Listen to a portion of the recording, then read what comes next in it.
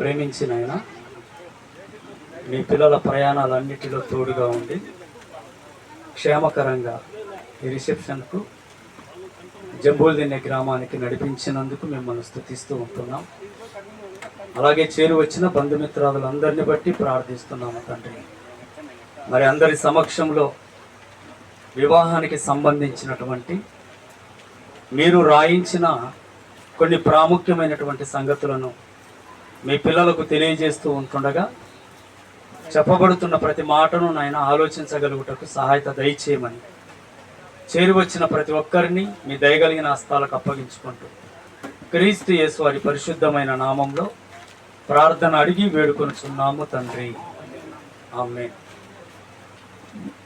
ప్రభునందు చేరి వచ్చినటువంటి దేవుని పిల్లలైన వారందరికీ, అలాగే ఈ వివాహ కార్యక్రమానికి హాజరైనటువంటి మరి పెళ్లి కుమారుడు అలాగే పెళ్లి కుమార్తె వారి తరపు బంధుమిత్రాదులందరికీ ప్రభు అయిన యేసుక్రీస్తు నామంలో నా హృదయపూర్వకమైనటువంటి శుభాభివందనాలు తెలియజేస్తూ ఉంటున్నాను. అలాగే స్టేజి మీద ఆసీనులైనటువంటి మరి దైవజనులందరికీ కూడా నా ప్రత్యేకమైనటువంటి శుభాభివందనాలు తెలియజేస్తూ ఉంటున్నాను.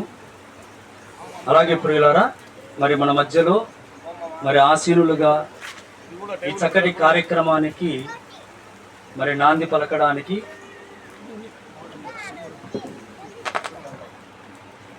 ఉన్నటువంటి మరి ప్రియులు పెళ్లి కుమారుడు విజయ్ కుమార్ గారికి, అలాగే పెళ్లి కుమార్తె శ్యామలకు, వారికి కూడా ప్రత్యేకమైనటువంటి వందనాలు తెలియజేస్తూ ఉంటున్నాను.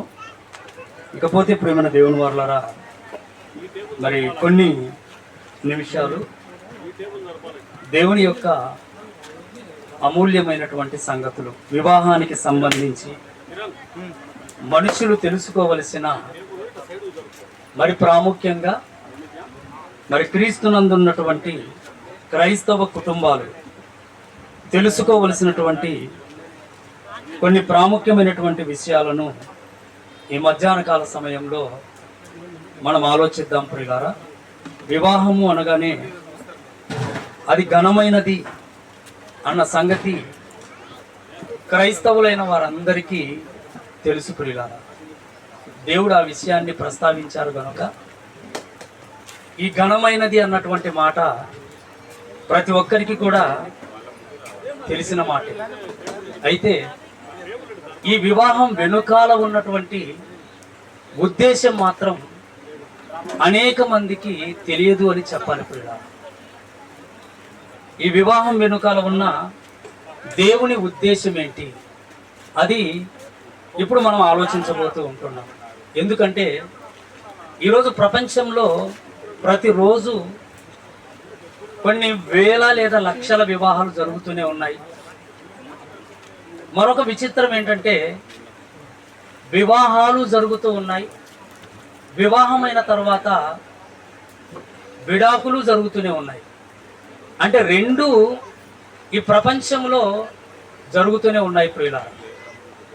వివాహాలు జరిగిన తర్వాత మరలా ఎందుకు విడాకులు జరుగుతున్నాయి అన్నప్పుడు అందులో ఉన్న ప్రధానమైనటువంటి ఉద్దేశం ఏంటో తెలుసా? వివాహము వెనుకాల ఉన్న దేవుని ఉద్దేశం. ఈ వివాహాన్ని దేవుడు ఎందుకు చేశారో అన్న సంగతి వివాహము చేసుకుంటున్నటువంటి జంటలకు కానీ వివాహము జరిగించినటువంటి కుటుంబాలకు కానీ అర్థం కాకపోవడం వలన ఈరోజు ఎన్నో వివాహాలు మరలా విడాకులుగా మారిపోతూ ఉంటున్నాయి ప్రియులారా.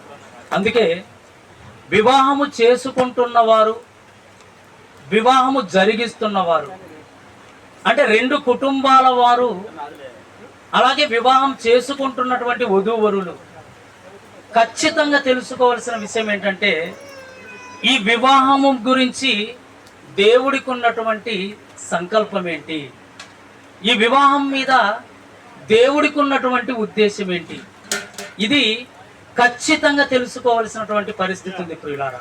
ఎందుకన్నప్పుడు ఈ వివాహం అన్నది దేవుడి ఆలోచనే కానీ మనుష్యుల ఆలోచన కాదు.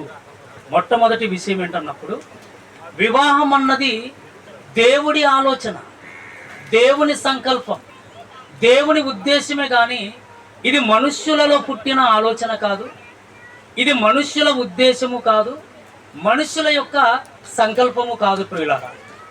కనుక వివాహం గురించి ఆలోచించింది దేవుడు, వివాహాన్ని మొట్టమొదట జరిగించింది దేవుడు. కనుకనే ఎందుకు దేవుడు వివాహాన్ని జరిగించారు, వివాహాన్ని జరిగించడం వెనుకాల దేవునికి ఉన్న ఉద్దేశం ఏంటో ఇది వివాహం చేసుకుంటున్న జంటలు తెలుసుకోవాలి, వివాహము చేసుకున్న జంటలు తెలుసుకోవాలి. అలాగే వివాహాన్ని జరిగిస్తున్న కుటుంబాలు కూడా ఖచ్చితంగా గుర్తెరగవలసినటువంటి సంగతులు ప్రేమ దేవుడి పిల్లల. వివాహం అన్నది దేవుడి ప్రణాళిక అన్న సంగతి ఈరోజు సమాజంలో మనుష్యుల మధ్య తెలియకుండా పోతూ ఉంది.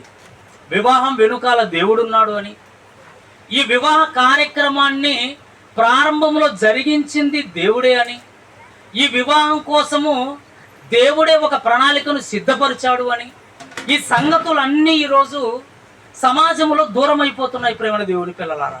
కారణం ఏంటన్నప్పుడు దేవుడి గూర్చినటువంటి జ్ఞానానికి ఈ సమాజం దూరం అయిపోవడం వలన, లోక సంబంధమైనటువంటి జ్ఞానములో మునిగిపోవడం వలన, లోక సంబంధమైనటువంటి నాగరికతకు మనుషులు అలవాటు పడడం వలన దేవుడి ఆలోచనను, దేవుడి ప్రణాళికను ఈరోజు మనుష్యులు ప్రక్కకు నెట్టేశారు. కనుక ప్రేమ దేవుని వారలారా, మనం జాగ్రత్తగా ఆలోచించగలిగితే, ఎందుకంటే మనము క్రీస్తును విశ్వసించిన వారము, బైబిలుకు మనము దగ్గరగా ఉన్నవారము, దేవుడి మాటల చొప్పున బ్రతకడానికి ఇష్టపడి క్రీస్తులో జీవిస్తున్న వారం కనుక ఈ సమాజంలో ఎవరు దేవుడి మాటను పట్టించుకున్నా పట్టించుకోకపోయినా, ఈ సమాజంలో ఎవరు దేవుడి మాటకు విలువిచ్చినా విలువీయకపోయినా ఆయన మాటలను వినవలసిన వారం, ఆయన మాటలకు లోబడవలసిన వారం, ఆయన మాటల ప్రకారంగా జీవితాలను నడిపించుకోవలసిన వారం మనం.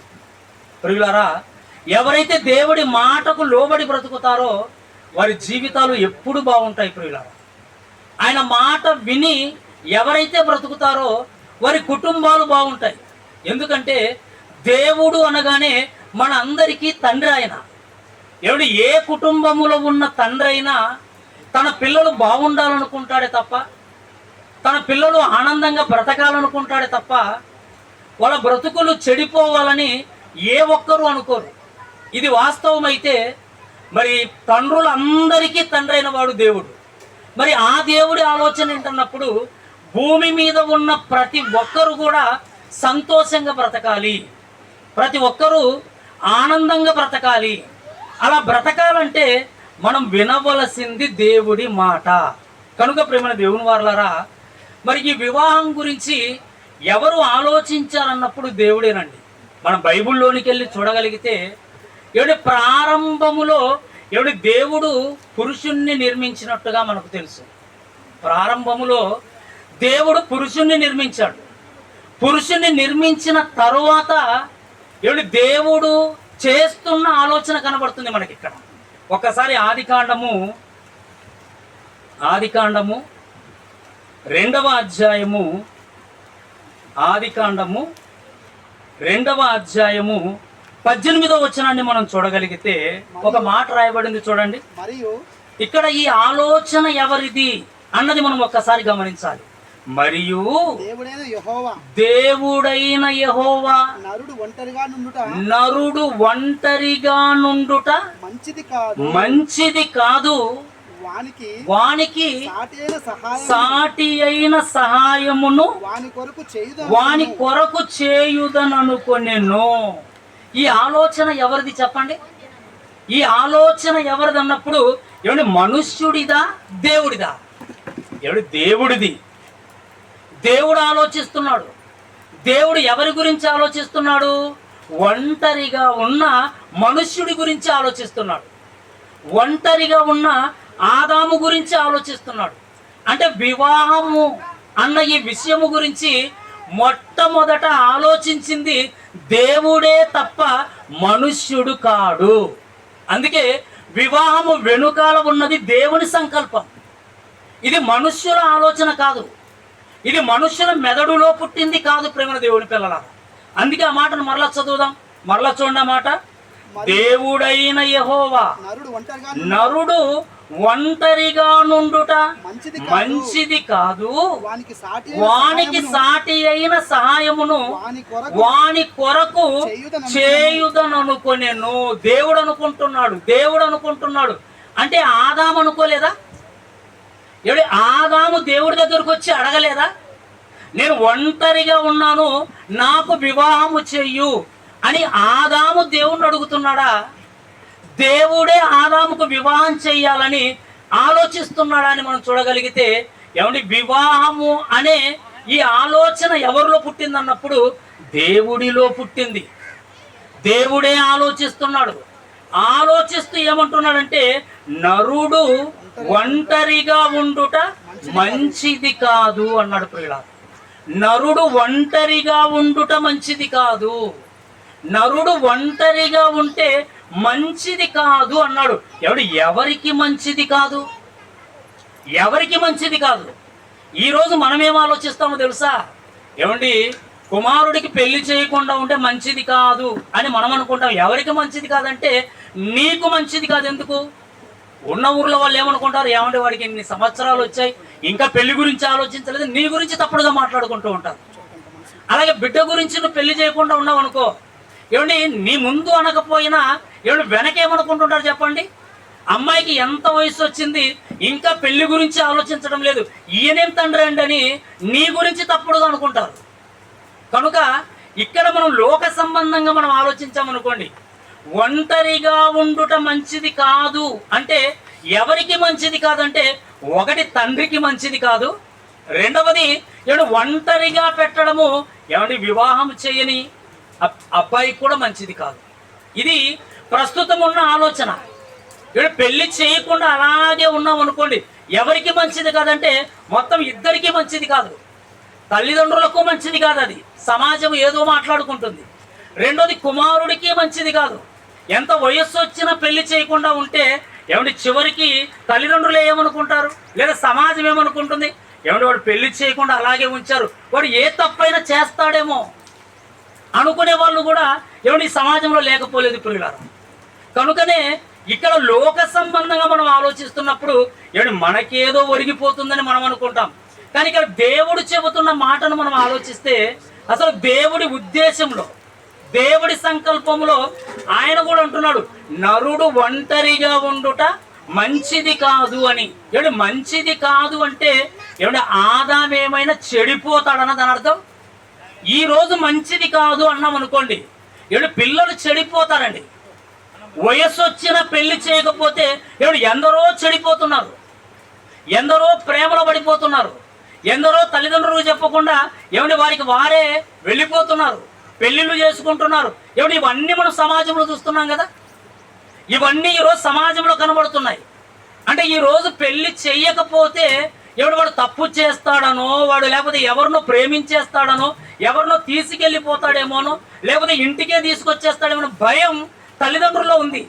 కానీ ఆదాము కోసం దేవుడు ఎందుకు ఆ మాట అన్నాడు? నరుడు ఒంటరిగా ఉండుట మంచిది కాదు అంటే ఆదాము ఏమైనా తప్పు చేస్తాడన్న ఆలోచన దేవుళ్ళో ఉందా? ఒకవేళ తప్పు చేస్తాడు అనుకోవడానికి, తప్పు చేయడానికి అవకాశం ఎక్కడుంది చెప్పండి? తప్పు చేయడానికి ఆదాముకు అవకాశం ఉందా? అసలు భూమి మీద మరొక మనుష్యులే లేరు కదా, స్త్రీలే లేదు కదా, ఉన్నదే ఒక్కడున్నప్పుడు ఏం తప్పు చేస్తాడని దేవుడు భయపడుతున్నాడు? ఒంటరిగా ఉండుట మంచిది కాదు అని దేవుడు ఎందుకు ఆ మాట చెబుతున్నాడు? ఆదాము చెడిపోతాడని కాదు, ఆదాము తప్పు చేస్తాడని కాదు. ఎందుకంటే అసలు పెళ్లి అన్నది దేవుడికి వచ్చిన ఆలోచన తప్ప ఆదాము మనసుకు వచ్చిన ఆలోచన కాదు ప్రియులారా. మరి ఎందుకు దేవుడు ఆ మాట అంటున్నాడంటే, ఇక్కడ మనం ఆలోచించవలసింది ఏంటో తెలుసా? ఒంటరిగా ఉండుట మంచిది కాదు అని ఎందుకు అన్నాడంటే, ఎవరికి మంచిది కాదు అంటే దేవుడికి మంచిది కాదు. దేవుడికి ఎందుకు మంచిది కాదు? నరుడు ఒంటరిగా ఉన్నాడు అనుకోండి, దేవుడికి ఏంటి నష్టం? దేవుడికి ఏంటి ఇబ్బంది ఆలోచించండి. ఎందుకంటే ప్రేమ దేవుని పిల్లలారా, దేవుడికి ఒక అనాది సంకల్పం ఉంది. దేవుడికి ఒక అనాది సంకల్పం ఉంది. ఆ సంకల్పములో ఆయన ఏం ఆలోచించారు అన్నప్పుడు ఆయనకున్న ఆలోచన ఏంటో తెలుసా? తనకు అనేక మంది పిల్లలు కావాలి. ఇది దేవుడి ఆలోచన, ఇది దేవుని అనాది సంకల్పం. తనకు అనేక మంది పిల్లలు కావాలి ఈ భూమి మీద. ఇది దేవుడి మదిలో ఉన్న ఆలోచన. అందుకే ఏమండి, ఆయన కలిగించిన ఈ ప్రకృతిని చూసినప్పుడు, ఆయన కలిగించిన ఈ సృష్టిని చూసినప్పుడు ఏమండి, ఆదాము ఒక్కడి కోసమని ఇంత విశ్వాన్ని కలిగించాడా? ఏమండి, ఒక్కడి కోసము ఇంత విశ్వం అవసరమా చెప్పండి? ఒక్కడి కోసము కోటాను కోట్ల నక్షత్రాలు అవసరమా? ఒక్కడి కోసం అంత పెద్ద సూర్యుడు, చంద్రుడు, ఇంత పెద్ద భూమి అవసరమా చెప్పండి? ఒక్కడి కోసం ఇంతెందుకు అంటే, ఒక్కడి కోసం కాదు ఆయన చేసింది. ఈ లోకాన్ని కలిగించడానికి ముందే ఆయన మదిలో ఒక కోరిక ఉంది. ఏంటా కోరిక అంటే, ఈ విశ్వములోనికి లేదా ఈ భూమిని నిండించేటంత మంది ఈ లోకములోనికి పిల్లలు రావాలి. ఈ భూమి అంతా పిల్లలతో నింపబడాలి. ఈ భూమి మీద ఎక్కడ చూసినా నాకు పిల్లలే కనిపించాలని దేవుడు కలలు కన్నాడు. ప్రేమ దేవుని పిల్లలారా, ఏమిటి దేవుడు కలలు కన్నాడని మీకు ఎలా తెలుసండి అని మీరు అనుకోవచ్చు. దేవుడు ఇవన్నీ అనుకున్నాడు అని, అనేక మంది పిల్లలు కావాలనుకున్నాడు అని, అనేక మందితో ఈ భూమి నింపబడాలని దేవుడు అనుకున్నాడు గనుకనే ఆదాము ఒంటరిగా ఉండకుండా మరి ఆదాముకు సాటైన సహాయాన్ని ఇచ్చాడని మీరెలా చెబుతారని ఒకవేళ మీరు అనుకుంటే, ప్రేమ దేవుని పిల్లలారా, ఏమంటే ఒంటరిగా ఉన్న ఆదాముకు అవ్వనిచ్చాడు భార్యగా. అవ్వనిచ్చిన తర్వాత ఏమని ఆశీర్వదిస్తున్నాడో చూడండి. ఆ ఆశీర్వాదంలో దేవుని సంకల్పం బయటపడుతుంది. దేవుని ఉద్దేశం, దేవుడి మనస్సులో ఉన్న ఆలోచనలన్నీ బయటపడతాయి ఆయన ఆశీర్వాదంలోనే. మొదటి అధ్యాయము 28వ వచనం చూడండి ప్రేమ దేవుడి పిల్లలారా. మొదటి అధ్యాయము 28వ వచనం. దేవుడు వారిని ఆశీర్వదించను అన్నాడు చూడండి. వివాహమైన తరువాత ఏమండి జంటను ఆశీర్వదిస్తున్నాడు దేవుడు. జంటను ఆశీర్వదిస్తున్నాడు. ఏమండి ఇక్కడికి కూడా మీరు అందరూ వచ్చారండి. ఏమండి రావడం వెనుకున్న ప్రధాన ఉద్దేశం ఏంటంటే, ఏమండి మన ముందు ఒక జంట ఉంది. ఆదాం ప్లేస్లో విజయ్ కుమార్ ఉన్నాడు, అవ్వమ్మ ప్లేస్లో శ్యామల ఉంది. ఇప్పుడు మీరెందుకు వచ్చారంటే వాళ్ళని ఆశీర్వదించడానికే. మీరు వచ్చింది, మేము వచ్చింది కూడా ఏమిటి ఆశీర్వదించడానికే. ఏమిటి ఆశీర్వదించేటప్పుడు ఏం ఆశీర్వదిస్తారు చెప్పండి? ఎవరైనా ఏమిటి ఆశీర్వదించేటప్పుడు ఏమని ఆశీర్వదిస్తారంటే, ఏమిటి ఒకటే ఆశీర్వాదం. ఆ రోజు దేవుడు ఏమని ఆశీర్వదించాడో అదే ఆశీర్వాదం ఈ రోజు పెద్దలైన వారు కూడా ఆశీర్వదిస్తూనే ఉంటారు ప్రియులారా. దేవుడు ఏమని ఆశీర్వదించాడో అదే ఆశీర్వాదం. ఇంతకు దేవుడు ఏమని ఆశీర్వదించాడు? ఆ 28వ వచనంలో చూడండి. దేవుడు వారిని ఆశీర్వదిస్తున్నాడు. ఏమని? మీరు ఫలించాలి అన్నాడు చూడండి. మీరు ఫలించాలి. ఇదిగో ఒక్కడుగా ఉన్న ఆదాముకు నేను ఇప్పుడు భార్యనిచ్చాను, ఇద్దరయ్యారు మీరు. ఇప్పుడు మీరు ఇద్దరు గురించి ఆయన దీవిస్తూ ఉంటున్నాడు. మీరు ఫలించాలి అన్నాడు ప్రియులారా. ఫలించడం అంటే ఏంటి? ఫలించడం అంటే ఇద్దరుగా ఉన్న వారు ముగ్గురు కావాలి, ముగ్గురుగా ఉన్న వారు నలుగురు కావాలి. ఏమండి ఇది కదా ఫలింపు అంటే దాని అర్థం ఏంటో తెలుసా? మీరు ఇద్దరుగా ఉండకూడదు, మీ గర్భాలు పండి మీకు పిల్లలు కలగాలి. ఇదండి దేవుని ఉద్దేశం. అందుకే ఆయన ఆశీర్వదిస్తున్నాడు. ఏమని? మీరు ఫలించి అభివృద్ధి పొంది విస్తరించి భూమిని నిండించండి అన్నాడు చూడండి. ఆదామవ్వలతో ఏం చెప్తున్నాడు? మీరు ఇద్దరుగా ఉంటే కుదరదు. మీరు ఇద్దరుగా ఉండడానికి కాదు నేను వివాహం చేసింది, మీరు భూమిని నిండించాలి. ఈ భూమి నిండిపోయేటంత మంది మనుష్యులు, పిల్లలు నాకు కావాలి అని దేవుడు తన మదిలో ఉన్న ఆలోచన చెబుతున్నాడు ప్రియులారా. ఇది దేవుని కోరిక, ఇది దేవుని ఆది సంకల్పం. ఆయనకు అనేక మంది పిల్లలు కావాలి. అందుకే ఆదాము ఒంటరిగా ఉన్నాడు అనుకోండి, పిల్లలు ఎక్కడి నుంచి వస్తారు? ఒంటరిగా ఉంటే ఎప్పటికీ ఒంటరిగా ఉండాలి. అందుకే ఏం ఆలోచించాడంటే ఇప్పుడు వీళ్ళకి ఇరువురు ఫలించే విధంగా, వాళ్ళ గర్భాలు పండి అనేక మంది పిల్లలు భూమి మీదకి వచ్చే విధంగా దానికి సరైనటువంటి ఆకారాన్ని స్త్రీకి నిర్మించాడు. ప్రేమ దేవుని పిల్లలారా, స్త్రీకి ఆకారాన్ని నిర్మించి ఇప్పుడు ఆదాముకి ఇచ్చి ఆశీర్వదిస్తున్నాడు. నాయనా, మీరిద్దరు ఫలించాలి, మీరు అభివృద్ధి చెందాలి, మీరు విస్తరించాలి, మీరు భూమిని నిండించాలి అన్నాడు. ఇది దేవుడి మనస్సులో ఉన్న మాట ప్రియులారా. ఆయన మనస్సులో ఉన్నదే ఆయన ఆశీర్వాదంలో చెప్పేశాడు. ఈరోజు ఆశీర్వదించడానికి వచ్చిన మీరు కూడా ఏమని ఆశీర్వదిస్తారు? మనము అదే కదా ఆశీర్వదించేది. మనం ఏమంటాం? పిల్లా పాపలతో చల్లగా ఉండండి, అంతేనా? లేకపోతే ఇక ఆస్తులు సంపాదించండి అని ఏమైనా ఆశీర్వదిస్తారా? ఆస్తులు సంపాదించండి అని ఎవ్వరు ఆశీర్వదించరండి. ఎవరు ఆశీర్వదించినా ఒకటి ఆరోగ్యంగా ఉండండి అంటారు, రెండోది ఆనందంగా ఉండండి అంటారు, మూడోది పిల్ల పాపలతో చల్లగా ఉండండి అంటారు. ఈ మూడే కదా ఆరోగ్యము, ఆనందము. అంతటికంటే ప్రాముఖ్యమైనది పిల్లలు. ఇదే కదా ఆశీర్వదించేది ప్రేమ దేవుని పిల్లల. అంటే దేవుడి సంకల్పం మనకు అర్థమవుతుంది. నరుడు ఒంటరిగా ఉండకూడదని దేవుడు ఎందుకు అనుకున్నాడంటే, ఇదిగో దేవుడి ఉద్దేశం నెరవేరాలి, దేవుని సంకల్పం నెరవేరాలి. ఆ సంకల్పంలో అనేక మంది పిల్లలు కావాలని కోరుకున్నాడు. నిజంగా ఆయన కోరుకున్నట్టుగానే ఈరోజు ప్రపంచంలోనికి కొన్ని కోట్ల మంది వచ్చేసారండి. 800 కోట్లకు పైగా ప్రపంచ జనాభా ఉందంటే వీళ్ళందరూ ఎక్కడి నుంచి వచ్చిన వాళ్ళో తెలుసా? ఆదామవ్వల నుండే, ఆ ప్రారంభ జంట నుండి వచ్చిన వాళ్ళే. అయితే ప్రేమ దేవుని పిల్లలారా, ఇక్కడ మనం ఆలోచించవలసిన విషయం ఏంటంటే, దేవుడు ప్రేమించి భార్యనిస్తూ భార్య కోసం ఒక మంచి మాట చెప్పాడండి. భార్య కోసం ఏమన్నాడు? మరలా చూడండి, 18వ వచనంలో భార్య కోసం ఒక అద్భుతమైన మాట చెబుతున్నాడు. 2వ అధ్యాయం 18వ వచనం ఏమన్నాడు చూడండి. మరియు దేవుడైన యెహోవా, నరుడు ఒంటరిగా ఉండుట మంచిది కాదు. ఇప్పుడు భార్యనిస్తూ భార్య కోసం ఏం చెబుతున్నాడు వినాలి. ఇది భార్యలైన వారందరూ జాగ్రత్తగా వినవలసిన విషయం ప్రేమ దేవుని పిల్లలారా. భార్యలైన వారందరూ జాగ్రత్తగా వినాలి.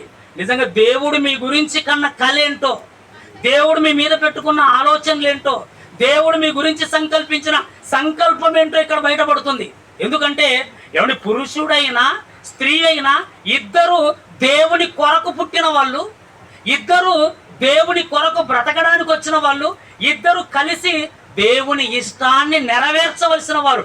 ఇందులో పురుషుడు ఎక్కువ కాదు, స్త్రీ ఎక్కువ కాదు, ఎవరికి ఇంతే ఎవరు ఎక్కువ కాదు ప్రేమ దేవుని పిల్లలారు. ఎందుకంటే దేవుడికి ఇద్దరు ఏమవుతారు? ఇద్దరు ఏమవుతారంటే, ఆదాము కొడుకు అయితే హవ్వ కోడలు అవుతుందా చెప్పండి? అవ్వ కోడలా కూతురా? కూతురా కోడలా చెప్పండి? ఆయనకు కూతురు. దేవుడికి మనం అందరము కూడా కుమారులము కుమార్తెలమే కానీ దేవుడికి అల్లుళ్ళు కోడళ్ళు ఉండరండి. ఆయనకు అందరూ పిల్లలే, మనం అందరము పిల్లలమే. నేను దేవుడికి కుమారుని అయితే నా భార్య ఏమవుతుంటే కూతురు అవుతుంది. అందుకే వివాహం చేసేటప్పుడు కూడా ఒక మంచి మాట ప్రయోగిస్తామండి. పెండ్లి కుమారుడు పెండ్లి కుమార్తె అంటామండి. పెండ్లి కుమారుడు పెండ్లి కుమార్తె. పెండ్లి అని ఎందుకు పెట్టాం? ముందు వాళ్ళిద్దరికి పెళ్లి చేస్తున్నాం కాబట్టి. పెండ్లి కుమారుడు విజయ్ కుమార్, పెండ్లి కుమార్తె శ్యామల అన్నాం. పెండ్లి కుమారుడు పెండ్లి కుమార్తె అని ఎందుకు అంటున్నామంటే, పెండ్లి చేసాం కనుక వాళ్ళిద్దరికి పెండ్లి చేసాం కనుక పెళ్లి కుమారుడు అన్నాం, పెళ్లి కుమార్తె అన్నాం. పెండ్లి కాసే పక్కన పెట్టండి, పెండ్లి అనే మాట పక్కన పెడితే ఎవరు వాళ్ళిద్దరు ఇంతకు? కుమారుడు కుమార్తె. ఎవరికి? దేవుడికి. దేవుడి కుమారుడైన విజయ్ కుమార్కు దేవుని కుమార్తె అయిన శ్యామలకు పెళ్లి చేసాం కనుక పెండ్లి కుమారుడు పెండ్లి కుమార్తె. ఆయనకు అందరూ పిల్లలే కనుక ఎవరు ఎక్కువ ఎవరు తక్కువ చెప్పండి? ఎవరు ఎక్కువ? కొడుకు ఎక్కువ. నీకెక్కువేమో, నీకు సరైన జ్ఞానం లేక, నీకు సరైనటువంటి దేవుడి మాటలు తెలియక నీకు కొడుకు ఎక్కువ అనుకుంటున్నావు, కూతురు తక్కువ అనుకుంటున్నావు. లోకంలో చాలా మంది చూడండి, వాళ్ళ మాటలు విచిత్రంగా. కొడుకు పుట్టాడు అనుకోండి ప్లస్ అట. ఇది మ్యాథ్స్లో వాళ్ళు మాట్లాడుకునే మ్యాటర్ అండి. లెక్కల్లో మాట్లాడుకుంటుంటారు. ఎవరు పుట్టారంటే ప్లస్ రా అంటే ఇంటికి ఏదో తెచ్చి పెడతాడని.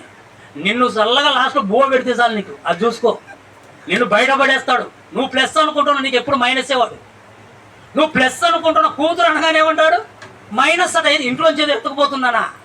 చివరిలో నీకు వచ్చి ఆలనాపాలన చూసేది ఆమె. నీకు అది అర్థం కాదు. కొడుకు ఏదో పెడతాడు లాస్ట్లో బండ, అదే నీకు పెట్టేది.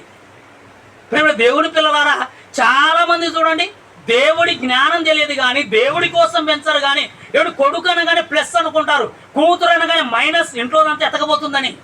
ఏమిటి దేవుడి దృష్టిలో ఎవరెక్కువ ఎవరు తక్కువ చెప్పండి?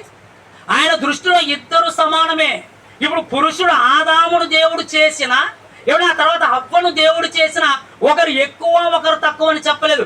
ఇద్దరు దేవుడి పని నెరవేర్చడానికి ఇద్దరు అవసరమే. దేవుడి ఇష్టం నెరవేరాలంటే ఇద్దరు సమానమే. ఇప్పుడు దేవుడి ఉద్దేశం ఏంటి? ఏమిటి పిల్లలు కావాలి. పురుషుడు ఒక్కడుంటే పిల్లలు కనగలడా? పోనీ స్త్రీ ఒక్కతుంటే పిల్లలు కనగలదా? అంటే ఇప్పుడు దేవుడి ఉద్దేశం నెరవేరాలంటే స్త్రీ ఎంత అవసరమో పురుషుడు ఎంత అవసరం, పురుషుడు ఎంత అవసరమో స్త్రీ ఎంత అవసరం. ఎవరెక్కువ ఎవరు తక్కువ? ఎవరెక్కువ ఎవరు తక్కువ? ఎవరెక్కువ కాదు, ఎవరు తక్కువ కాదు. కానీ ప్రేమ దేవుని పిల్లలరా, దేవుడు కుటుంబం అన్నది చక్కగా జరగడానికి, కుటుంబం అన్నది చక్కగా ఏమండి ఒక పద్ధతిలో ఉండడానికి ఏమండి స్త్రీకి ఏం చెప్పాడు తెలుసా? స్త్రీకి ఏం చెప్పాడంటే, అమ్మా నీ భర్తకు లోబడమ్మా అని చెప్పాడు. ఇది దేవుడు చెప్పిన మాట. ఒక తండ్రిగా ఆయన చెప్పిన మాట ఏంటంటే, నువ్వు నీ భర్తకు లోబడమ్మా అన్నాడు. నేను తక్కువ చేయలేదు దేవుడు, నువ్వు తక్కువ దాని అని చెప్పడం లేదు. ఏమండి నీ భర్తకు లోబడమన్నాడు అంటే ఒక కుటుంబం చక్కగా జరగాలి అంటే భర్త యజమానిగా ఉండాలి, భర్త ఇంటిని పరిపాలించేవాడిగా ఉండాలి, భర్తకు కుటుంబం అంతా లోబడాలి భార్యతో కలిపి. ఇది దేవుడు పెట్టిన పద్ధతి. ఇందులో స్త్రీని దేవుడు తక్కువ చేయలేదు. నీకు ఇచ్చినటువంటి ప్రియారిటీ నీకు ఇచ్చాడు. ఎందుకు ఈ మాట అన్నాడంటే, ఏమంటే ప్రారంభములో ఏం జరిగిందో తెలుసా? కుటుంబంగా దేవుడు వాళ్ళిద్దరిని భార్యాభర్తలుగా చేస్తే ఏమిటి ప్రారంభ కుటుంబం లేదా ప్రారంభ జంట ఏమైపోయిందంటే ఏమిటి పాపములో పడిపోయింది. వారి జీవితాన్ని, వాళ్ళ కుటుంబాన్ని కన్నీటిమయం చేసుకున్నారు, కష్టాల పాలు చేసుకున్నారు, శ్రమలు తెచ్చిపెట్టుకున్నారు, మరణాన్ని తెచ్చిపెట్టుకున్నారు. కారణం ఏంటో తెలుసా? కారణం ఏంటంటే భర్త మాట వినక, దేవుడి మాట లెక్క చేయక, ఈ రెండింటిని పాటించక అవ్వ ప్రారంభ కుటుంబాన్ని పతనం చేసింది. ప్రియులారా, మనందరికీ తెలిసిందే, బైబిల్ ఎరిగిన ప్రతి ఒక్కరికి తెలుసు, ప్రారంభ కుటుంబం పాడైపోవడానికి కారకులు ఎవరు? ఆదామా అవ్వ? అవ్వ కదా. తినవద్దని చెప్పిన చెట్టు పండును తినడానికి సాహసించింది ఎవరు? అటు భర్త మాట వినలేదు, అటు దేవుడి మాట వినలేదు. రెండు వినక తప్పు చేసి ఆదాము చేత తప్పు చేయించి కుటుంబం ఎంత నాశనం అయిపోయిందో, మరణం అన్నది ఎలా సంప్రాప్తించిందో మన అందరికీ తెలుసు ప్రియులారా. అందుకే దేవుడు ఒక హెచ్చరిక చేశాడండి. దీన్ని మనసులో పెట్టుకున్నాడు ఆయన. ఎందుకంటే ప్రారంభ జంట పాడైపోవడమే కాదు, ప్రపంచమంతా పాపంలో పడడానికి అవ్వ తీసుకున్న సొంత నిర్ణయమే కారణమైంది. కనుక ఆ తర్వాత దేవుడు కుటుంబాన్ని హెచ్చరిస్తూ క్రైస్తవ్యములో క్రీస్తు దగ్గరకు వచ్చిన వారందరికీ ఆయన పెట్టిన కొన్ని పద్ధతులు చూస్తే నిజంగా అద్భుతంగా ఉంటాయండి. ఏం చెప్పాడు, ఏం చెబుతున్నాడు అన్నప్పుడు కొన్ని మంచి మాటలు చూద్దాం. క్రైస్తవ కుటుంబములో ఉన్నవారు ఆలోచించవలసిన విషయాలు ఇవి. క్రైస్తవులకు ప్రత్యేకంగా మనము చెప్పవలసిన మాటలు. ఎందుకంటే ప్రారంభములో ఇదిగో దేవుడి మాట వినలేదు అవ్వ, భర్త మాట వినలేదు. రెండు వినక కుటుంబాన్ని నాశనం చేసింది, సర్వ ప్రపంచానికి మరణాన్ని తెచ్చిపెట్టింది. అందుకే ప్రస్తుతము దేవుడు ఒక మాట అంటున్నాడు ప్రియులారా, పెళ్లి విషయంలో జాగ్రత్తలు చెబుతున్నాడు, వివాహ విషయంలో జాగ్రత్త జాగ్రత్త జాగ్రత్త అంటున్నాడు. ఒకప్పుడు దేవుడి భయము లేక అవ్వ సమాజాన్ని పాడు చేసింది, కుటుంబాన్ని పాడు చేసింది. అందుకే ఇప్పుడు దేవుని పిల్లలైన వారికి దేవుడు ఏమని చెబుతున్నాడు? ఒక్కసారి సామెతల గ్రంథం 18వ అధ్యాయం 22వ వచనం ప్రియులారా. సామెతల గ్రంథము 18వ అధ్యాయము 22వ వచనాన్ని చూడండి. సామెతల గ్రంథము 18వ అధ్యాయము 22వ వచనం. ఇక్కడ ఒక మాట అంటున్నాడండి మహాజ్ఞాని సొలొమోను గారు చెబుతున్నారు, భార్య దొరికిన వానికి మేలు దొరికెను అన్నాడండి. భార్య దొరికిన వానికి మేలు దొరికెను. భార్య దొరికిన వానికి ఏం దొరికినట్టు? మేలు దొరికినట్టు. నిజమేనా అండి? భర్తలను అడుగుదామా అందరినీ? ఇక్కడ భర్తలను అడుగుదామా, ఏమండి మీ భార్య దొరికింది కదా, నీకు మేలు దొరికినట్టు అంటే, మేలు కాదయ్యా తల పోటు దొరికిందనే వాళ్ళు ఉన్నారు. తల నొప్పి అండి బాబోయ్, దాని పేరు ఎత్తకండి అనేవాళ్ళు లేరా? వీళ్ళకి ఇప్పుడు అర్థం కాదులేండి, వీళ్ళిద్దరికి అలా తర్వాత అర్థమవుతుంది. ఏమంటే నిజంగా ఆలోచించండి ఒక్కసారి. భార్య దొరికిన వాళ్ళు మేలు దొరికినట్టని ఎంతమంది చెప్పగలరు? ఏమంటే ఈరోజు మేలు అనుకుంటే కుటుంబాలు ఎంత చల్లగా ఉండాలి చెప్పండి, కుటుంబాలు ఎంత ఆనందంగా ఉండాలి చెప్పాలి, కుటుంబాలలో నిజంగా ఎంత ఏమండి మరి సంతోషంగా బ్రతకాలి. ఎక్కడుంది కుటుంబాలలో సంతోషం? ఎక్కడుంది భార్య భర్తల మధ్య సఖ్యత? ఎక్కడున్నాయి కుటుంబాలు కలిసికట్టుగా? ఏమండి పెళ్ళైన తర్వాత ఎప్పుడు గొడవలు, పెళ్ళైన తర్వాత విడిపోవడాలు, పెళ్ళైన తర్వాత ఒకరినొకరు మోసగించుకోవడాలు. ఏమండి ఇవన్నీ చూస్తుంటే మేలున్నట్టుగా మనకు అర్థం కావడం లేదు. మేలెక్కడ? ఎందరో దీని మాట మీద ఏమంటో తెలుసా, నాకెక్కడ మేలు దొరికింది, దాన్ని చేసుకున్న తర్వాత మా కొంప కొల్లేరైపోయింది అంటారండి. అనేవాళ్ళు లేరు అనుకుంటున్నారండి. నేను లేని మాట ఏం చెప్పడం లేదు కదా. ఇప్పుడు ఎందరో ఈరోజు ఈ మధ్య నేను రీసెంట్గా ఘర్షణూరుకు సువార్తకి వెళ్ళామండి. సువార్తకి వెళ్తే అక్కడ మా మామ ఉన్నాడండి. ఒక 3-4 నెలల కిందట పెళ్ళి అయింది. ఎన్ని నెలలు ఉంటుంది? 8 నెలలు అయిందట పెళ్ళి. ఏమంటే వెళ్ళగానే మన మధ్యలో దైవజనుడు ఆనంద్ గారు అడుగుతున్నారు, ఏం మామ ఏమన్నా మనవడా మనవరాలా అని. దాని పేరెత్తాకంటున్నాడు ఆయన. ఏమైంది తప్పంటే ఇంకేమైంది, 3 నెలలే కాపురం చేసింది, లేనిపోని గొడవలు పెట్టి, లేనిపోని నిందలు పెట్టి, ఇదిగో ఇన్ని ఒంటరిని చేసి పారిపోయింది అంటున్నాడు. వెళ్ళిపోయి వాళ్ళ అమ్మల ఇంట్లో కూర్చున్నది. అసలు ఏమంటే ఇక అనరాని మాటలు అంటున్నారండి. ఏమంటే ఇప్పుడు వాళ్ళు మేలు దొరికిందని ఎలా చెప్పగలరు? మరి బైబిల్లో ఏంది ఇలాగుంది, భార్య దొరికిన వానికి మేలు దొరికినట్టు అంటున్నాడంటే, మరి మేలు దొరికిందని ప్రతి భర్త చెప్పగలడా? ప్రతి భర్త చెప్పగలడంటే ఏమిటి? ప్రతి భర్త చెప్పలేడు. ఈరోజు ఎందరో బాధపడుతున్న వాళ్ళు, ఎందరో ఇబ్బంది పడుతున్న వాళ్ళు, ఎందరో ఏమిటి మెంటల్ టెన్షన్ భరిస్తున్న వాళ్ళు ఎందరో ఉన్నారు ఈ సమాజంలో. మరి బైబిల్ చెప్పింది తప్ప? మరి దేవుడు రాయించిన మాట తప్ప అంటే తప్పు కాదు. మరి మరి ఎందుకు అలా లేదే ఈ సమాజంలో అంటే ఇక్కడే మనం ఆలోచించాలి. దేవుడు ఏమంటున్నాడంటే, భార్య దొరికిన వానికి మేలు దొరికెను అన్నాడు. Very good. ఏమంటే భార్యలు మస్తుగా దొరుకుతున్నారండి ఈరోజు. భార్యలు ఎందుకు దొరకటం లేదు? ఏమంటే వివాహం కావాలనుకున్నప్పుడు ఏమంటే ప్రతి పురుషుడికి భార్య దొరుకుతూనే ఉంది. ఏమంటే వెతుకుతున్నారు, ఎవరినో ఒకరిని చేసుకుంటున్నారు. ఏమంటే ఇప్పుడు పెళ్లి చేసుకునేటప్పుడు ఏమంటే దేవుడి ఆలోచనలకు అనుకూలంగా భార్యలు ఎందుకే వాళ్ళు ఎవరున్నారు చెప్పండి. ఇది కదా మనం భార్య దొరికిన వానికి మేలు దొరికినట్టు అన్నాడు. ఇప్పుడు నువ్వు ఏ భార్య దొరికితే నాకు మేలు దొరుకుతుందని అడిగావు దేవుడిని ఎప్పుడైనా? భార్య అన్నాడు. ఎలాంటి భార్య? ఎలాంటి భార్య దొరికితే మేలు దొరుకుతుందో ఏ రోజైనా దేవుణ్ణి అడుగుతున్నామా? ఏ రోజైనా దైవ సేవకులను అడుగుతున్నారా? లేదు లేదు. ఏమంటే మొత్తం వీళ్ళే చూసుకుంటారండి.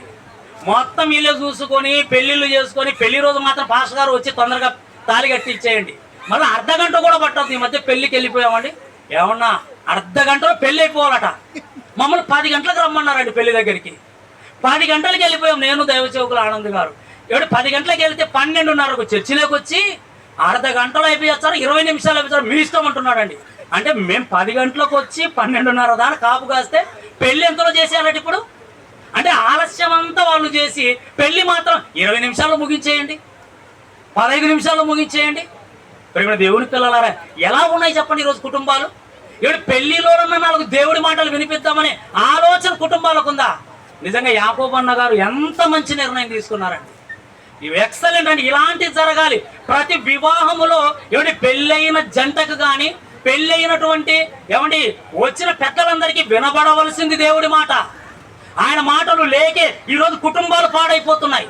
ఆయన మాటలు లేకే ఈరోజు ఎన్నో సంసారాలు కూలిపోతున్నాయి. ఆయన మాట కదా ఉండాలి. ఆయన మాటకు వినిపివ్వటం లేదు ఈరోజు. ఏమంటే ప్రేమ దేవుని పిల్ల అన్నీ చేసిన తర్వాత ఏమిటి పటాపంచడానికి అప్పుడు పాస్టర్ గారు ఎంత పని జరిగింది పాస్టర్, ప్రార్థన చేయండి పాస్టర్ గారు. ఇప్పుడు ప్రార్థన చేయాలి పాస్టర్ గారు. మరి ముందంతా ఏ పట్టించుకోలేదు, పెళ్లి రోజు పట్టించుకోలేదు, అంత పటాపంచలైతే ఇప్పుడు మేము ప్రార్థన చేయాలట. ఇప్పుడు దేవుడి పిల్లలను ఆలోచించండి. అందుకే ఇక్కడ దేవుడు ఏమన్నాడు జాగ్రత్తగా చూడాలి. భార్య దొరికిన వానికి మేలు దొరికినట్టు అన్నాడు. ఎలాంటి భార్య అది అడగాలి కదా మనం దేవుణ్ణి. ఇప్పుడు నీకు నువ్వే చూసుకుంటున్నావు. ఎవడు ఎలాంటి భార్య కావాలి? ఎవడు ఫస్ట్ అండి బాగా ఇచ్చే భార్య కావాలండి. Very good. ఫస్ట్ ఎవరు కావాలి మనకు? ఎంత ఇస్తారండి? ముందు పాప ఎలా ఉందో మాకు అనవసరం, అందంగా ఉందో అందంగా లేదో ఎలా ఉందో మాకు అన్ని కాదు.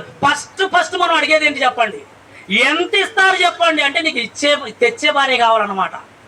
నీకు తెచ్చే భార్య, బాగా డబ్బు తెచ్చే భార్య కావాలి. రెండోది ఏం కావాలంటే బాగా చదువుకున్న భార్య కావాలండి. Very good. మూడోది అందంగా ఉన్న భార్య కావాలండి. నాలుగోది ఏమిటి, మా కుల భార్య కావాలండి. ఇవే కదండి మనం అడిగేది. ఏమిటి, అన్ని నీకు ఇష్టానుసారంగా నేను అడుక్కుంటున్నావు. అసలు దేవుడు ఎలాంటి భార్య దొరికితే నీకు మేలు దొరికినట్టు అని ఆయన ఏం చెప్పాడని ఎవరైనా ఆలోచిస్తున్నారా? అన్ని నీ ఇష్టాలే. నీకు తెచ్చేది కావాలి, అందంగా ఉన్నది కావాలి, చదువుకున్నది కావాలి, అవసరమైతే ఉద్యోగం చేసేది కావాలి, తల్లిదండ్రులు భూమి పెట్టింది కావాలి. అదే కదా ఎన్ని కోరికలు. లాస్ట్కి నేను తగిలేసేది కావాలి. ఇలా కోరుకుంటారండి. కానీ ఇప్పుడు దేవుడు అంటున్నాడు, నాయన నీ కోరికల చొప్పున వెళ్ళి భార్యను తెచ్చుకొని నాకు మేలు దొరకలేదని నా ముందుకు వచ్చి ఏడిస్తే కుదరదు. నేను చెబుతున్నాను, భార్య దొరికిన వానికి మేలు దొరికినట్టే అని.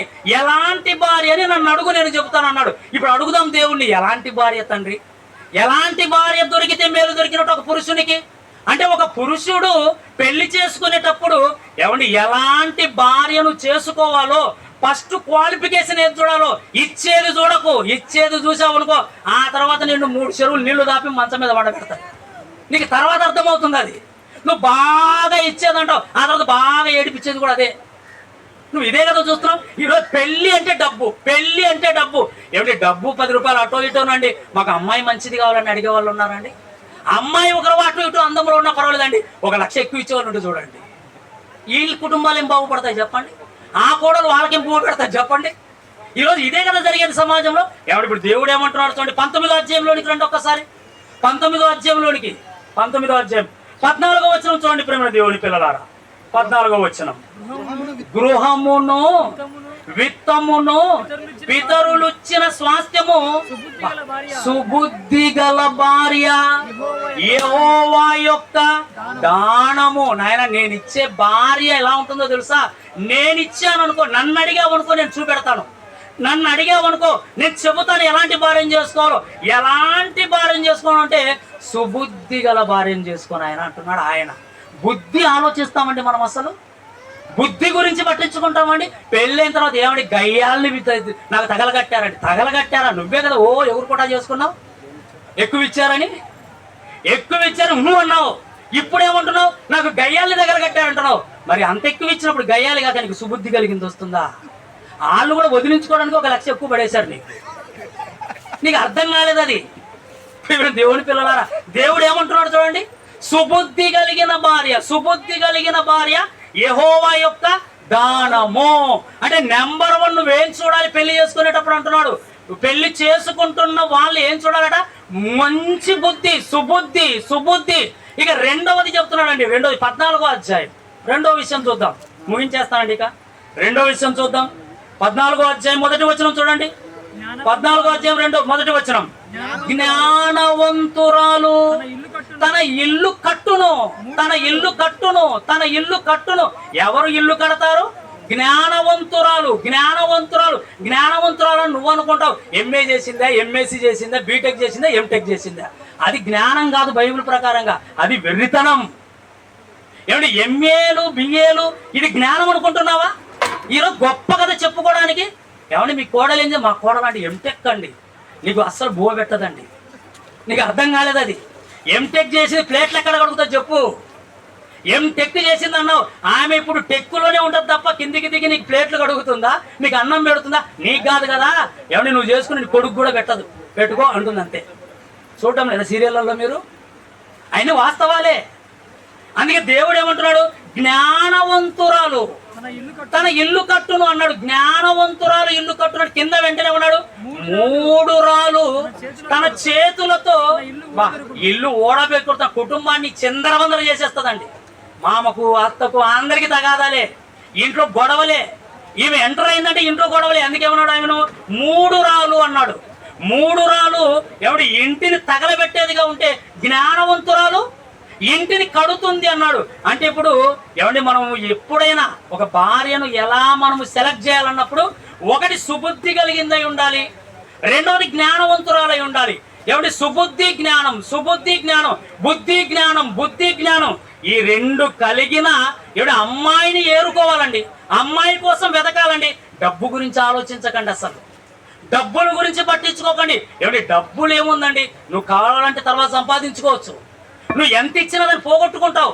డబ్బు కాదు, నీకు ఎలాంటి భార్య కావాలంటే నీ ఇల్లును కట్టే భార్య కావాలి, సుబుద్ధి కలిగిన భార్య, దేవుడిచ్చిన దానం లాంటి భార్య, ఇంటికి వచ్చిన తర్వాత నీకు ఆనందాన్ని ఇచ్చేది, కుటుంబాన్ని సంతోషంగా ఉంచేది, కోడలను చూసుకున్న ప్రతిసారి నాకు కూతురు లాంటిది వచ్చిందని ఆనందపడే ఎవరికి అలాంటి కోడలు రావాలండి. నిజంగా అలాంటి కోడలు రావాలంటే దేవుడు 2 ఆప్షన్స్ చెప్పాడు. ఒకటి సుబుద్ధి కలిగింది కావాలన్నాడు, రెండోది జ్ఞానవంతురాలు. బుద్ధి జ్ఞానం ఈ 2 ఎక్కడున్నాయంటే చదువుల్లో లేవు. ఈరోజు చదువుకుంటున్నాం, చదువుల్లో ఉందనుకుంటున్నారా? మనం చదువు చూస్తున్నాం, చదువుల్లో లేదు. మరి ఎక్కడుంది? ఈ 2 ఎక్కడున్నాయి? కొలస్సీలకు రాసిన పత్రిక 2వ అధ్యాయం 3వ వచనం. ప్రేమ దేవుని పిల్లలారా, నిజంగా వండర్ఫుల్ మాట చూడండి. బుద్ధి జ్ఞానముల సర్వ సంపదలు ఆయన యందు క్రీస్తునందే గుప్తములై ఉన్నవి. నీకు మంచి బుద్ధి, నీకు జ్ఞానము, ఈ 2 కావాలంటే ఎవరిలో ఉన్నాయి? ఈ రెండు క్రీస్తులో ఉన్నాయి. బుద్ధి జ్ఞానముల సర్వ సంపదలు ఎక్కడున్నాయి తెలుసా? క్రీస్తులో ఉన్నాయి. ఇప్పుడు బుద్ధి జ్ఞానం కలిగిన వారు ఎవరంటే క్రీస్తును తన హృదయములు చేర్చుకున్న వారు, క్రీస్తును సొంత రక్షకుడిగా అంగీకరించిన వారు, క్రీస్తును విశ్వసించి క్రీస్తు మాటల చొప్పున ఎవరైతే బ్రతుకుతుంటారో ఆ అమ్మాయి ఎవరో తెలుసా? బుద్ధి జ్ఞానములు కలిగింది.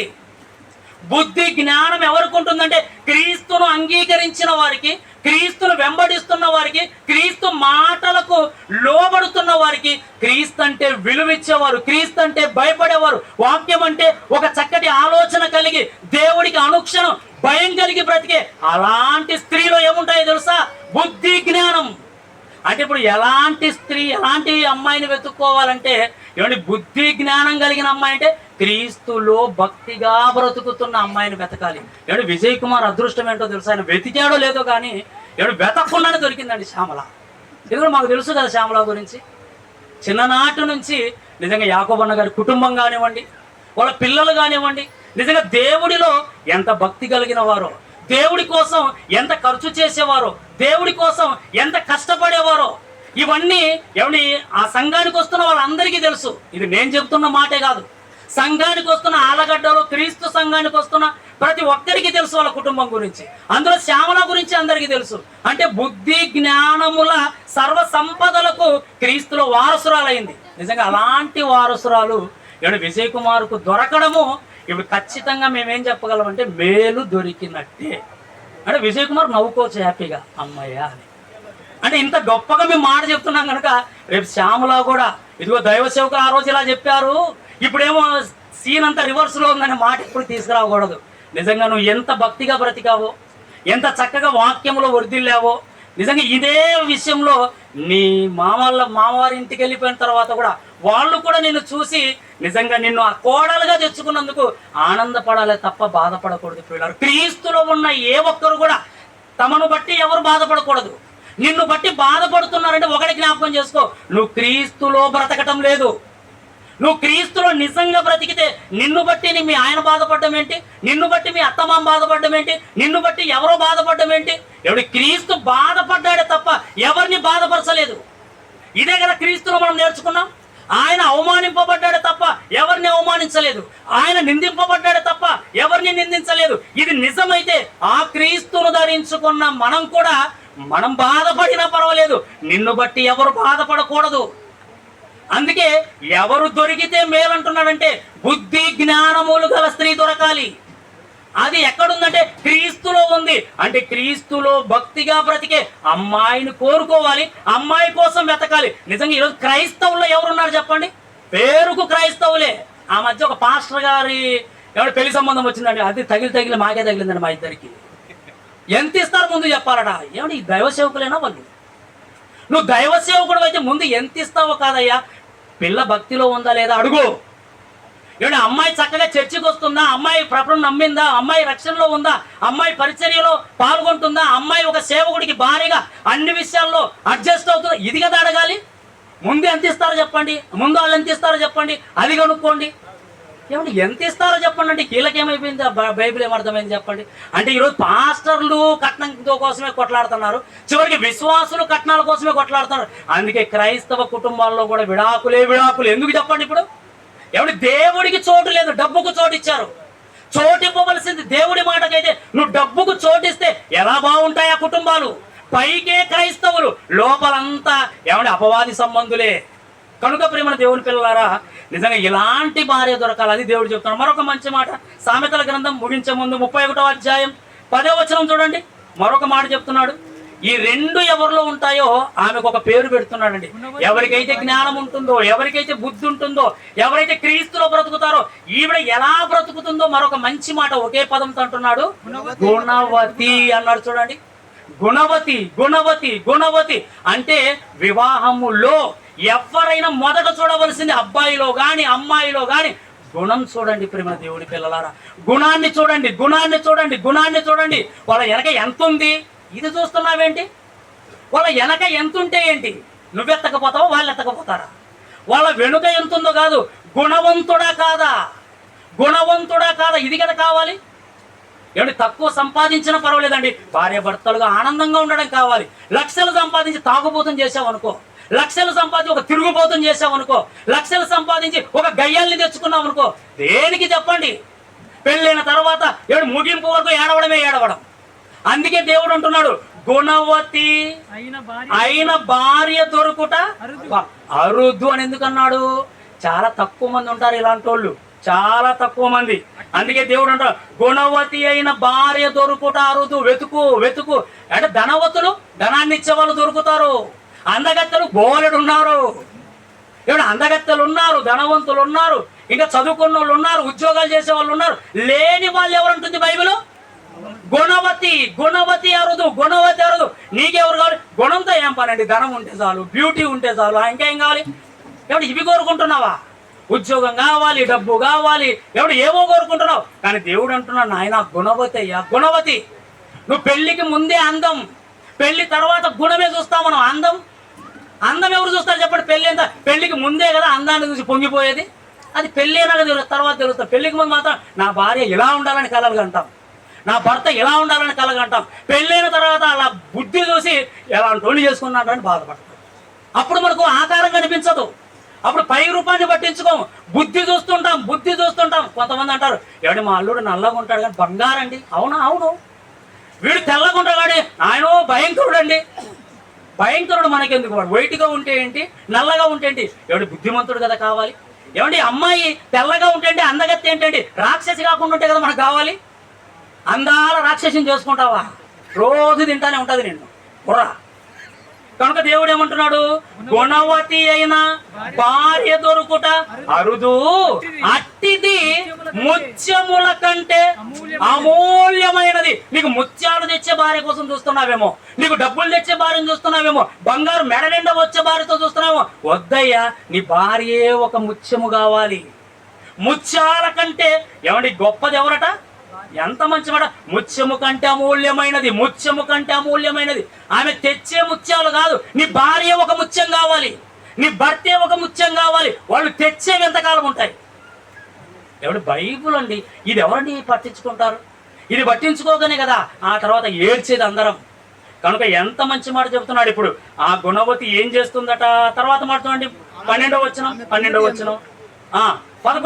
ఆమె పెనిమిటి ఆమె యందు నమ్మిక ఉంచును. ఇది నమ్మిక. భార్య పట్ల భర్తకు, భర్త పట్ల భార్యకు నమ్మకం ఉండాలి. నా భార్యను ఎక్కడ విడిచిపెట్టినా నా భార్యను నమ్మేస్తాను నేను, నా భార్య నాకు కాకుండా, నాకు చెప్పకుండా ఏది చేయదనే ఒక నమ్మిక భర్తలో పుట్టాలండి. ఎలాంటి భార్య పుడుతుంది? గుణవతి అయిన భార్య. కొంతమంది భార్యలను అస్సలు నమ్మరండి, అస్సలు నమ్మరు. ఏమండి మీ నమ్మకూడదు ఇంట్లో అదే అంటారండి. ఎవరినైనా నమ్మచ్చు, దాన్ని నమ్మని అంటారండి. ఎలాంటి భార్యను తెచ్చుకున్నావు నువ్వు? 24 గంటలు ఆవిడతుంటే ఆవిడను మాత్రం నమ్మడట. చూడండి ఎంత విచిత్రంగా ఉంటాయి కొంతమంది మాటలు. ఏమంటే దేవుడు అంటున్నాడు, ఆమె పెనిమిటి నమ్మిక ఇంచును, అతని లాభ ప్రాప్తికి వెలితి కలగదు. నీ భార్య నీకు లాభాన్ని చేకూర్చేదిగా ఉంటుంది. తర్వాత మాట, ఆమె తాను బ్రతుకు దినములన్నీ అతనికి మేలు చేయును గాని కీడేమీ చెయ్యదు. బా, ఏ భార్య చెప్పండి ఇప్పుడు? గుణవంతురాలైన భార్య. ఇట్టి భార్య దొరికిన వానికి మేలు దొరికినట్టు. నీకు ఇష్టం వచ్చిన వాళ్ళని చేసుకొని నాకు మేలు దొరకలేదంటే దొరకదు, నీకు కీడే దొరుకుతుంది. ఎందుకంటే అదే చెప్తున్నాడు ఇక్కడ. ఏమిటి? ఆమె తాను బ్రతుకు దినములన్నీ అతనికి మేలు చెయ్యను గాని కీడేమీ చెయ్యదు, కీడేమీ చెయ్యదు. ఈరోజు ఎంతమంది భార్యలంటే భర్తలకు కీడు చేస్తున్నది? ఎంతమంది భార్యలతో ఈరోజు కీడు అనుభవిస్తున్నారు? నిజంగా నువ్వు చేసుకున్నది గుణవంతురాలను కాదు కనుకనే నువ్వు అనుభవించాలి కీడు. నువ్వు చేసుకున్నది నువ్వే అనుభవించాలి, తప్పదు. దేవుడి మీద ఎందుకు పడతావు? ఇప్పుడు దేవుడు చెప్పినట్టు చేసుకున్నావా? దేవుడు ఏమన్నాడు? గుణవంతురాలను చేసుకో, ఆమె నీకు ఎప్పుడు మేలు చేస్తుంది అన్నాడు. నిజంగా ఈ మాటలన్నీ కూడా శ్యామల తన బ్రతుకులు నెరవేర్చాలని, విజయ్ కుమార్కు ఒక మేలుకరంగా ఉండాలని ప్రభువును బట్టి కోరుకుంటూ ఉన్నాం. ప్రియులారా, చివరిగా 2 మాటలు ఎఫెసీయులకు రాసిన పత్రిక, భార్యాభర్తలుగా వాళ్ళకి 2 మాటలు చెప్పి ముగించేద్దాం. నాకు ఆకలి అవుతుంది, మీకు ఆకలి అవుతుంది, నాకు తెలుసు. మళ్ళా మనం కూర్చోం కదా, ఇలా వాళ్ళు కూర్చోరు, వాళ్ళిద్దరు మళ్ళా కూర్చుంటారండి. కనుక విందాం 2 మాటలు. ఎఫెసీయులకు రాసిన పత్రిక 5వ అధ్యాయం 22వ వచనం చూడండి. ఇప్పుడు 22వ వచనం, ఎఫెసీయులకు రాసిన పత్రిక 5వ అధ్యాయము 22వ వచనములో ఏమండి దేవుడు పౌలు గారి ద్వారా ఏం మాట్లాడుతున్నాడు చూడండి. స్త్రీలారా ప్రభువునకు వలె మీ సొంత పురుషులకు లోబడి ఉండుడి. బాగా వినండి. స్త్రీలకు నచ్చనిది ఈ మాట వినగానే పురుషుల మొహాల్లో నవ్వు కనిపించేది ఇక్కడనేనండి. వాళ్ళ మొహాలు మాడిపోయేది అక్కడనే, మన మొహాల్లో నవ్వు కలిగించేది. ఇలాంటి భార్య ఉంటే ఎంత బాగుండు అనుకుంటామండి. నిజంగా కదా, నిజం ప్రేమైన దేవుని పిల్లారా. ఏం రాయించాడు చూడండి. స్త్రీలారా. ముందు ఎవరికి చెప్తున్నాడు? స్త్రీలకే. మాకెందుకు చెప్తున్నాడు అంటే ముందు కొంప ముంచింది మీరే కాబట్టి. అవ్వే కదా కొంప ముంచింది. ఆదాం ముంచాడా? ఆదాం తప్పు చేశాడా? అవ్వ ముంచి ఆదాము చేత తప్పు చేయించిందా? అంటే స్త్రీకి ఎంత పవర్ ఉంటుందో తెలుసా? దయ్యం వచ్చి శత విధాల ప్రయత్నించింది ఆదామును తప్పు చేయించాలని. దయ్యం వల్ల కాలేదండి. దయ్యం అతన్ని దెబ్బతీయలేకపోయింది, పండు తినిపించలేకపోయింది. విచిత్రం ఏంటో తెలుసా? అవ్వ చేత తినిపించింది. ఇప్పుడు అవ్వ ఆదాము చేత తినిపించింది అంటే ఇప్పుడు దయ్యం కంటే పవర్ఫుల్ ఎవరు చెప్పాలి? భార్య. అంటే భార్య అనుకుంటే దయ్యం చేయలేని పని కూడా చేసి పెడతాది. అందుకే ఇప్పుడు జాగ్రత్త చెప్తున్నాడు. అమ్మా, నువ్వు తప్పుడు మార్గంలో వెళ్ళిపోయావు అనుకో, నీ భర్త చేత తప్పు చేస్తావు, దేవుడికి విరోధంగా తప్పు చేస్తావు, నువ్వు దేవుడికి విరోధంగా తప్పు చేస్తావు. అందుకే భార్యకు చెప్తున్నాడు, అక్కడ జరిగింది మిస్టేక్. దేవుడికి విరోధంగా ఆదాము చేత తప్పు చేయించింది. అందుకేం చెప్తున్నాడు ఇప్పుడు? స్త్రీలారా ప్రభువునకు వలె మీ సొంత పురుషులకు లోబడండి, లోబడండి, లోబడండి, లోబడి. ప్రతి ఇంట్లో తిరుగుబాటేనండి. లోబడండి అని ఆయన అన్నాడు. మొత్తం తిరుగుబాట్లే. లోబడండి, లోబడండి అంటున్నాడు చూడండి. నువ్వు లోబడమ్మా, నీ భర్తకు లోబడు, నీ భర్తకు లోబడు. ఎలా లోబడాలి? ప్రభువుకు లోబడినట్టు లోబడు. ప్రభువును ప్రేమించినట్టు, ప్రభువుకు భయపడినట్టు, ప్రభువును గౌరవించినట్టు అదే గౌరవాన్ని నీ భర్తకి ఇవ్వు అన్నాడండి. అంటే పెళ్ళైన తరువాత స్త్రీ ఎవరికి లోబడాలి? భర్తకు లోబడాలి. ఇది దేవుడి యొక్క ఆజ్ఞ, ఇది దేవుడిచ్చిన ఆజ్ఞ. పెళ్లి కాకముందు ఎవరికి లోబడాలి? తండ్రికి లోబడాలి. పెళ్లి కాకముందు తల్లిదండ్రులకు లోబడ్డావు, మంచి కుమార్తె అనిపించుకున్నావు, వెరీ గుడ్. మంచి కుమార్తె అనిపించుకున్నావు. పెళ్లి కాకముందు మంచి కుమార్తె అనిపించుకున్నావు. పెళ్ళైన తర్వాత ప్రభు చెబుతున్నాడు నీకు, అమ్మ ఇప్పుడు నువ్వు మంచి భార్య అనిపించుకోవాలమ్మా. నువ్వు మంచి భార్య అనిపించుకోవాలంటే నీకు ఒక సీక్రెట్ చెప్తానమ్మని దేవుడు చెప్పాడు. ఏంటి తండ్రి అంటే, నీ భర్తకు లోబడమ్మా, అంతే, ఏం లేదు. నీ భర్త ఏం చెప్పినా ఊహు అను, అంతే. నువ్వు ఊహు అన్నావు అనుకో, నో సమస్య ఉండదండి ఇంట్లో. నువ్వు ఊహు అంటేనే సమస్యలన్నీ. నువ్వు ఊహు అంటావో ఊహు అంటావో నీ ఇష్టం. ఇప్పుడు ఎందుకంటే నువ్వు ఊహు అన్నావు అనుకో, భర్తకు లోబడ్డావు అనుకో, సమస్య ఉండదు. భర్తకు లోబడలేదనుకో, అక్కడే సమస్యలు ప్రారంభమవుతాయి. అయితే మంచి విషయంలో నీ భర్తకు చెప్పు. నీ భర్త తప్పు దారిలో వెళ్తున్నాడు అనుకో, మంచి విషయాలు చెప్పు. అలాగని తప్పు చేస్తున్నావు ఊ అనమన్నాడని ఊ అన్నావు అనుకో, కొంప కొల్లేరవుతుంది. మరలా మంచి విషయంలో నీ భర్తకు చెప్పు, అయ్యా ఇది పద్ధతి కాదు, ఇది మంచిది కాదని మంచి విషయంలో చెప్పు. కానీ ఒక తప్పుడు విషయంలో ఎప్పుడు కూడా నీ భర్తను ఎదిరించి తప్పు చేయడానికి ఇష్టపడదు. అంటే కుటుంబంతో కానీ మరొకరితో కానీ భర్త మాటకు లోబడమంటున్నాడు. కనుక ఒకటి, భర్తకు లోబడాలి. పెళ్లి కాకముందు ప్రతి స్త్రీ తల్లిదండ్రులకు లోబడితే, పెళ్ళి అయిన తర్వాత నువ్వు లోబడవలసింది నీ భర్తకే. నీ భర్తకే లోబడు, నీ భర్తకే లోబడు. ఏదైనా నీ భర్తతోనే పంచుకోవాలంటున్నాడండి దేవుడు అంటున్న మాట ఇది. అలాగని ఇప్పుడు పురుషులతో ఏమన్నాడండి? పురుషులతో నీ భార్య నీ మాట వింటుంది కదా, నీ భార్య నీకు లోబడుతుంది కదా, అయ్యా మరి నువ్వేం చేయాలనుకుంటున్నావు? అంతా లోబడుతుంది కనుక, నీ మాట చెప్పినట్టుగా వింటుంది కనుక, నిన్ను ప్రేమిస్తుంది కనుక, నిన్ను గౌరవిస్తుంది కనుక, నీకు భయపడుతుంది కనుక నా కాలి కింద చెప్పంటావా? నేను లేమంటే లేస్తుంది, కూర్చోమంటే కూర్చుంటా, బయట డంబాలు పలుకుతావా? అయ్యా ప్రభువును బట్టి అయ్యా నీకు లోబడింది, నువ్వు మర్చిపోతున్నావు. ఆమె గుణవంతురాలు కనుక, దేవుని యందు భయభక్తులు కలిగింది కనుక, దేవుడు చెప్పాడు కనుక నీ మాట వింటుంది. ఇప్పుడు నువ్వేం చేయాలో తెలుసా? నువ్వు ఒక పని చెయ్యు. నువ్వేం చేయాలంటున్నాడు? 25వ వచనం, పురుషులారా, ప్రభువులో ఉన్న పురుషులారా, ప్రభువులో ఉన్న పురుషులారా, మీరును మీ భార్యలను ప్రేమించండి. సూత్రం చెప్పాడు. నీ భార్యను ప్రేమించయ్యా. నువ్వు ప్రేమించావనుకో ఆమె లోబడుతుంది, నువ్వు ప్రేమించావనుకో ఆమె లోబడుతుంది అన్నాడండి. నీ భార్యను ప్రేమించు, నీ భార్యను ప్రేమించు. ఎందుకంటే పెళ్లి కాకముందు తల్లిని ప్రేమించావు, పెళ్లి కాకముందు తండ్రిని ప్రేమించావు, పెళ్లి కాకముందు అక్కనో అన్ననో ఎందరినో ప్రేమించావు. ఇప్పుడు నీకు తోడుగా దేవుడు ఇచ్చాడు కదా, మీరిద్దరి కోసం ఏక శరీరం అన్నారు కదా. ఇప్పుడు నువ్వేం చేయాలంటే, ఒకప్పుడు వాళ్ళందరినీ ప్రేమించావు, ఇప్పుడు నువ్వేం చేయాలి? నీ భార్యను ప్రేమించు. వాళ్ళతో కలిపి నీ భార్యను ప్రేమించు. అంటే వాళ్ళని పక్కకు గంటేయమని కాదు, వాళ్ళను ప్రేమించు, నీ భార్యను ప్రేమించు, నీ భార్యను ప్రేమించు. అందుకే కొలసీలు అంటాడు, భర్తలారా మీ భార్యలను నిష్ఠుర పెట్టకూడి అంటాడు. అంటే ఎలాంటి భర్తలు ఉన్నారు? భార్యలను నిష్ఠుర పెట్టే భర్తలు ఉన్నారండి. ఆవిడ తింటే ఒప్పుకోడండి ఒక భర్త. ఇంత తింటావే అంటాడు, ఈవిడ మాత్రం ఇంత తింటాడు. ఆవిడ అంత తిన్నా కూడా ఇంత తిందా ఉంటాడండి. అంటే తింటే ఒప్పుకోవు, మంచి బట్ట కట్టుకుంటే ఒప్పుకోడు, సంతోషంగా ఉంటే ఒప్పుకోడు, నవ్వుతుంటే ఒప్పుకోడు. ఏవుడంటే శాడిస్టుడు. అందుకే దేవుడు అంటున్నాడు, నీ భార్యలను నిష్ఠుర పెట్టొద్దు, నువ్వే నీ కుటుంబాన్ని పాడు చేసుకుంటావు, జాగ్రత్త. నీ భార్యను నిష్ఠుర పెట్టకు, నీ భార్యను ప్రేమించు. ఏమంటే ఎంత మంచి మాటలు, ఎంత మంచి మాటలు అండి దేవుడు చెప్పాడు. ఈ మాటలు విని ఈ మాటలు చొప్పున బ్రతకగలిగితే ఏ కుటుంబమైన ఆనందంగా ఉంటుంది, ఏ కుటుంబమైన సంతోషంగా ఉంటుందండి, ఏ కుటుంబమైన సమస్యలు లేకుండా ఉంటుందండి. అది ప్రభు ఈ ప్రపంచానికి చెప్పిన మాటలు. నిజంగా మనము క్రీస్తు చెంతకొచ్చి ఏమంటే మన ప్రభు మాటలుగా మనం వినగలుగుతున్నామంటే మనం ఎంత అదృష్టవంతులం. కనుక ప్రేమైన దేవుని వారలారా, వివాహం వెనుకాల దేవుడి ఉద్దేశం ఏంటో, వివాహమైన తర్వాత భార్యాభర్తలుగా ఎలా ఉండాలో, ఎలాంటి భార్య ఉండాలో, ఎలాంటి భర్తగా భర్త ఉండాలో నిజంగా ఆయన రాయించిన మాటలు ఏమంటే మీ అందరి సమక్షంలో మన ముందున్నటువంటి నూతన జంట విజయ్ కుమార్ అలాగే శ్యామల, వారి ఇరువురికి ఏమంటే ఈ మాటలు దేవుడి సమక్షంలో, దైవ సేవకుల సమక్షంలో, బంధుమిత్రులు మీ అందరి సమక్షంలో చెప్పాం.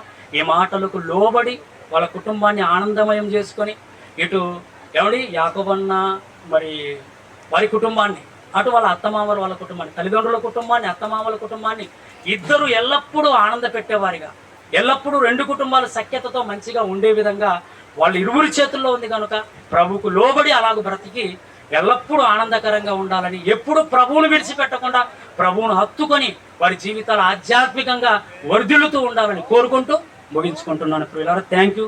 చాలా ఓపికగా విన్నారు. ప్రార్థన చేసుకున్నాను. కృపగలిగిన తండ్రి, దయగలిగిన దేవ, మీ కొందనాలు. మరొకసారినైనా మీ శ్రేష్టమైన నామానికి స్తుతులు చెల్లిస్తున్నాం. మీ మాటలు ఎంత గొప్పవి తండ్రి. మీ మాటలు వినకే ఈ సమాజం పాడవుతుంది నాయన. మీ మాటలకు లోబడికే ఈరోజు ఎన్నో కుటుంబాలు కూలిపోతున్నాయి తండ్రి. నేను మీ వాక్యం ఎరిగిన వారముగా, మీ కుమారుడిని సొంత రక్షకుడిగా అంగీకరించిన వారముగా, నేను మీ కుమారుడి రక్తముతో కడగబడిన వారముగా కన్న తండ్రి, మీ మాటలకు విలువిచ్చి మేమందరం బ్రతకగలుగుటకు కృప దయచేయండి. అలాగే నూతన జంటగా ఉన్న నేను సహోదరుడు విజయ్ కుమార్ను, కుమార్తె శ్యామలను జ్ఞాపకం చేసుకోండి. ఈ మాటలకు లోబడి వాళ్ళ జీవితాంతం వరకు నాయన మీకు మహిమ తెచ్చేవారిగా, కుటుంబాలకు ఆనందాన్ని తెచ్చేవారిగా, నేను సంఘములో నేను మాదిరి కలిగిన జంటగా బ్రతకగలుగుటకు సహాయత తెచ్చేయమని వారి జీవితకాలం అంతా తోడుగా ఉండండి నాయన. మీరు ఇచ్చిన ఆశీర్వాదమే మేము ఇస్తున్నాం తండ్రి. వాళ్ళు నైనా మరి వారి ఇరువురు ఫలించి అభివృద్ధి చెంది విస్తరించి నేను మీకోసం గొప్పగా బ్రతకగలుగుటకు కృప దయచేయండి. నేను ఎల్లప్పుడూ నేను విశ్వాసంలోంచి తొలగిపోకుండా నేను మరి మీ జ్ఞానములో, మీ బుద్ధిలో, మీ రక్షణలో చిరకాలం బ్రతుకులాగా కృప దయచేయమని నేను రెండు కుటుంబాలను, ఇటు యాకోబన్న కుటుంబాన్ని, అటు విజయ్ కుమార్ వాళ్ళ కుటుంబాన్ని నేను ఎల్లప్పుడూ సఖ్యతతో మెలుగుతూ ఆనందకరంగా ఉండలాగా మీ కృప ప్రసాదించమని, చేరువచ్చిన బంధుమిత్రాదులందరినీ దీవించి ఆశీర్వదించమని, వారి తిరుగు ప్రయాణాల్లో తోడుగా ఉండమని క్రీస్తు నామములో ప్రార్థన అడిగి వేడుకుంటున్నాము తండ్రి. ఆమేన్.